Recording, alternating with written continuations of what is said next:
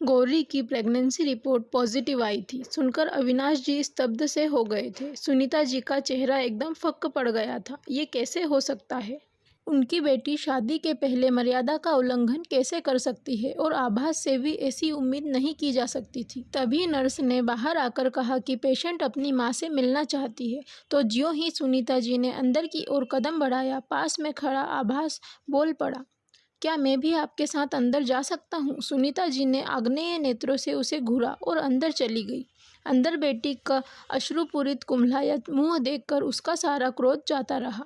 प्रकट में सिर्फ इतना ही बोल पाई, ये तुमने क्या कर दिया बेटा? तुम्हारे और आभास की शादी के कुल 4 महीने ही तो रह गए थे, और अगर तुम दोनों बोलते कि पहले शादी करना चाहते हो तो हम वह भी व्यवस्था कर देते, पर यह गर्भ कैसे इतनी बड़ी गलती कर गई हो? अब हम सबको क्या मुंह दिखाएंगे? बोलते बोलते क्रोध और शोक से रो पड़ी सुनीता जी।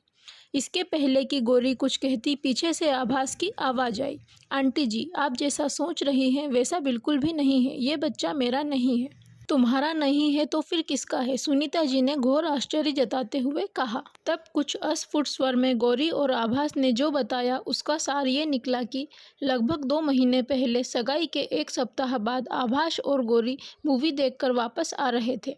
एक सुनसान जगह में एक लड़का सड़क पर उनसे मदद मांगने आया, तो गलती से आभास ने गाड़ी रोक दी। तभी न जाने कहां से उसके 4 दोस्त आ गए और उन्होंने आभास को खूब मारकर बेहोश कर दिया और गौरी के साथ जबरदस्ती की, फिर भाग गए। उनका इरादा जबरदस्ती करने का ही था। शायद इसके पहले ही इस सुनसान रास्ते पर वो और भी कई लड़कियों को अपना शिकार बना चुके थे। आज भी उन्होंने शायद आभास और गौरी को दूर से आते देखा हो, या शायद थिएटर से ही उनके पीछे लग गए हों। कुछ ठीक ठाक कहा नहीं जा सकता था। बाद में आभास को होश आया तो गौरी दुख और अपमान से आत्महत्या तक करने की बात करने लगी थी।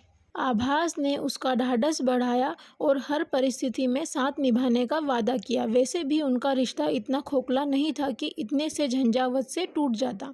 दोनों कॉलेज से एक दूसरे से प्रेम करते थे, और अब जबकि दोनों की नौकरी लग गई थी तो दोनों के परिवार की रजामंदी से उनकी सगाई हुई थी। शादी का मुहूर्त सगाई के 6 महीने बाद का निकला था। गौरी को आभास के प्यार पर पूरा विश्वास था। आभास भी विपरीत परिस्थिति में गौरी के साथ बिल्कुल ढाल बनकर खड़ा था। गौरी कुछ सोचने समझने की स्थिति में नहीं थी, इसीलिए जैसे जैसे आभास बोलता जा रहा था, यंत्र चलित सी वैसे ही करती जा रही थी। आभास ने सोचा, अब इस स्थिति में घर जाने का तो सोच भी नहीं सकते थे। इसीलिए उसने गौरी से उसकी सहेली रितिका के बारे में जानकारी ली, जो अपनी बहन के साथ रहती थी। दोनों बहनें यहाँ शहर में नौकरी करती थी और साथ साथ ही रहती थी। आभास और गौरी ने निश्चय किया कि पहले रितिका के घर जाया जाए। वहाँ फ्रेश होने के बाद आभास गौरी को उसके घर छोड़ देगा। किसी तरह मन में अपमान का भाव और क्लांत शरीर लेकर जब दोनों रितिका के घर पहुंचे, तब इतनी रात को उन्हें देखकर पहले तो वो चौंक पड़ी, फिर उन्हें अंदर ले गई। वह अपनी बहन के साथ रहती थी, इसीलिए उन्हें इस हाल में देखकर सवाल जवाब करने वाला कोई नहीं था। रितिका और उसकी बहन प्रीतिका ने गौरी को बहुत साहस दिया। दोनों बहनें उन्हें बार बार यही कहती रही कि पुलिस में रिपोर्ट लिखवाओ, पर आभास से ज्यादा गौरी ने इसका विरोध जताया। पढ़ी लिखी और प्रगतिशील विचार के बावजूद आभास और गौरी बदनामी के डर से चुप रह गए। उसके बाद रितिका ने गौरी को अपने कपड़े दे दिए, क्योंकि उन कपड़ों में गौरी हरगिज घर नहीं जा सकती थी, जो जगह जगह से फटे हुए थे। आभास और गौरी जब रितिका के घर से चले, तब तक काफ़ी रात हो चुकी थी। गौरी को बार बार रोना आ रहा था। आक्रोश से उसका मन कर रहा था कि उन निःशक बलात्कारियों को जान से मार डाले या खुद मर जाए। जब वे दोनों घर आए तो काफ़ी रात हो चुकी थी। आभास और गौरी ने तय किया था कि किसी को इस हादसे के बारे में कुछ नहीं बताएंगे, क्योंकि अभी 8 महीने पहले ही एक सड़क दुर्घटना में उन्होंने अपना बेटा खोया था, जो गौरी से छोटा था। दिल के मरीज उसके पापा लगातार 2 सदमे बर्दाश्त करने की स्थिति में बिल्कुल नहीं थे, और माँ से कुछ भी कहने का मतलब वो सब पापा को बता देती थी। इसीलिए गौरी ने अपना दर्द किसी से बांटने की हिम्मत नहीं पड़ी। दिन गुजर रहे थे और गौरी की व्यस्तता भी। उन दोनों को इसके पहले ही उन्हें बिल्कुल भी अंदाजा नहीं था कि उस बलात्कार के दुष्परिणाम से गौरी प्रेग्नेंट हो जाएगी। उस दिन की घटना के बाद भी आभास के प्रेम और गौरी के प्रति उसके व्यवहार में कोई कमी नहीं आई थी। उल्टा वो खुद को दोषी मान रहा था कि उसकी असावधानी की वजह से गौरी के साथ यह दुर्घटना घट गई। अगर वो उस दिन शॉर्टकट के चक्कर में सुनसान रास्ता नहीं चुनता तो गौरी के साथ यह हादसा न हुआ होता। इतना सुनते सुनते सुनीता जी को याद आया, एक रात आभास और गौरी मूवी देखकर काफ़ी रात घर आए थे और उन्होंने इतनी रात तक गौरी के आभास के साथ बाहर रहने पर डांट भी लगाई थी। उन्होंने तो गौरी को यह तक भी कह दिया था कि उसकी ऐसी हरकतों से उसकी शादी स्थगित हो सकती है, पर बदले में गौरी के कुछ जवाब न देने के बजाय उन्हें खाली खाली आंखों से देखती रह गई।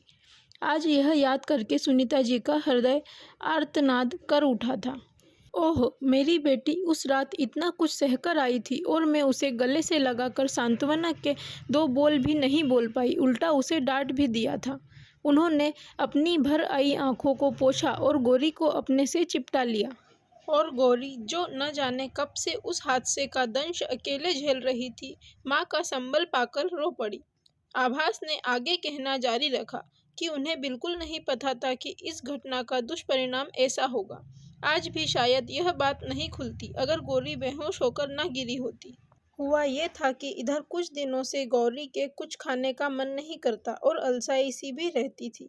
साथ ही ऑफिस में महीने के आखिरी दिनों में कुछ ज़्यादा ही काम हो जाता था, इसीलिए रात जागकर प्रेजेंटेशन और रिपोर्ट वगैरह बनाना लगा ही हुआ था।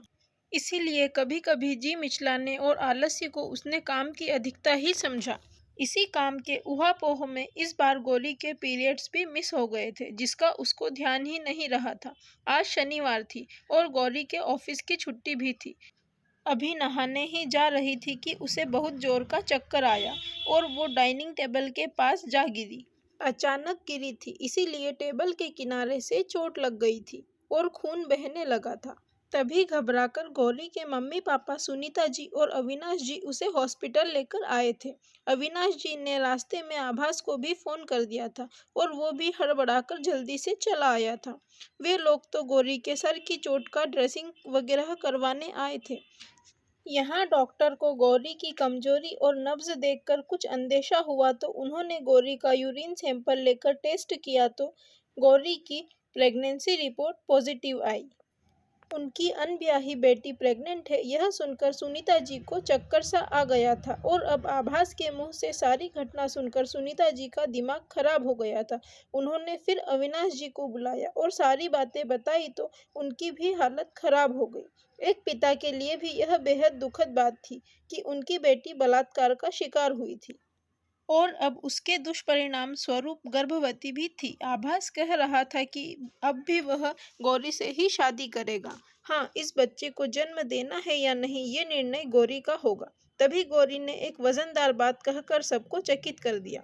उसने कहा, वो गर्भपात कराना चाहती है क्योंकि बलात्कार की त्रासदी से जन्मे इस बच्चे को वह जन्म नहीं देना चाहती और जब जब उसका मुंह देखेगी उसे उस बच्चे से नफरत होगी। इसीलिए यह जानते हुए भी कि गर्भपात उचित नहीं है, वह गर्भपात कराएगी।